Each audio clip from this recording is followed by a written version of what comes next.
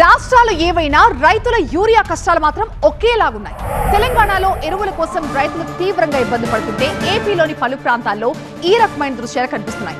కేంద్రం వల్లే తెలంగాణలో యూరియా కష్టాలు వచ్చాయని కాంగ్రెస్ ప్రభుత్వం విమర్శిస్తుంటే ఏపీలో యూరియా కొరతకు అసలు కారణం వేరే ఉందని చెప్తోంది కూటమి ప్రభుత్వం. తెలంగాణలో రైతుల యూరియా కష్టాలు కొనసాగుతున్నాయి. భద్రాద్రి కొత్తగూడెం జిల్లా చెర్ల మండలం సత్యనారాయణపురంలో ఎరువుల కోసం తోపులాట జరిగింది. ఈ ఘటనలో ఓ రైతు సొమ్మసిల్లి పడిపోవడంతో వెంటనే ఆసుపత్రికి తరలించారు. మంచిర్యాల జిల్లా చెన్నూరు పట్టణంలో ఎమ్మెల్యే క్యాంపు కార్యాలయ సమీపంలో యూరియా కోసం రైతులు ఆందోళన చేపట్టారు.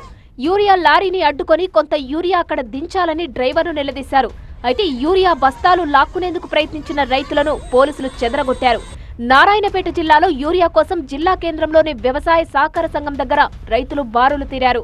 రాష్ట్రానికి సరిపడ ఎరువులు ఇవ్వాలని సీఎం కేంద్ర ప్రభుత్వానికి పలుమార్లు విజ్ఞప్తి చేసినప్పటికీ యూరియా ఇవ్వలేదన్నారు మంత్రి పొన్నం ప్రభాకర్. ఎరువుల కొరతపై రాష్ట్ర ప్రభుత్వంపై బీఆర్ఎస్ తో కలిసి బీజేపీ దుష్ప్రచారం చేస్తోందన్నారు. అధికారంలో ఉన్నటువంటి కేంద్ర బీజేపీ ప్రభుత్వం ఎరువుల సరఫరాకు సంబంధించి తెలంగాణ రైతుల పట్ల వివక్షపూరితంగా వ్యవహరిస్తూ రైతుల ఆందోళన పడేటువంటి ఒక పరిస్థితిని కలుగజేస్తూ ఉంది. రైతుల పట్ల కాంగ్రెస్ పార్టీకి కొంత వ్యతిరేకత రావాలనే ఆలోచనతో భారతీయ రాష్ట్ర సమితి బీఆర్ఎస్ తోటి క్షేత్రస్థాయిలో కుమ్ముక్కై లేని అపోహలను సృష్టించి ముందస్తుగానే రైతుల లోపల ఒక ప్యానిక్ సిస్టమ్ క్రియేట్ చేయడం వల్ల కొంత ముందస్తు స్టాకులు పెట్టుకునేటువంటి కొంతమంది ఉత్సాహులైన రైతులతో కారణం కావచ్చు, ఇంకేదైనా కావచ్చు, ఈరోజు ఎరువులకు సంబంధించిన ఇబ్బంది ఉన్నమాట వాస్తవం. తెలంగాణతో పాటు ఏపీలోనూ రైతులు యూరియా కోసం ఇబ్బందులు పడుతున్నారు. ఎన్టీఆర్ జిల్లా గంపలగూడెం మండలం గుళ్లపూడి సొసైటీ దగ్గర యూరియా కోసం రైతులు పడిగాపులు కాశారు.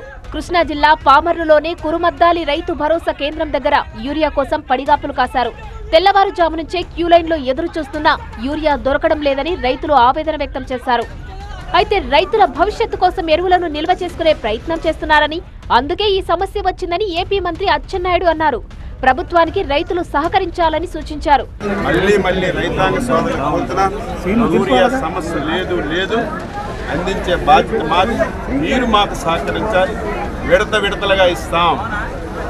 ఏ విడత ఆ విడత వాడుకోండి.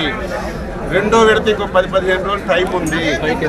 మీకు మొదటి విడతకి, రెండో విడతకి, మూడో విడతకి ఇప్పుడే కావాలంటే ఇటువంటి సమస్యలు వస్తాయి. రైతులకు కూడా సహకరించమని స్పష్టంగా తెలియజేస్తున్నారు. యూరియాపై ప్రభుత్వాల వాదన ఒకలా ఉంటే విపక్షాల ఆరోపణలు మరోలా ఉన్నాయి. దీనిపై రాజకీయ ఆరోపణలు ఎలా ఉన్నా ఎరువుల కోసం రైతులు పడుతున్న ఇబ్బందులు మాత్రం తగ్గడం లేదు.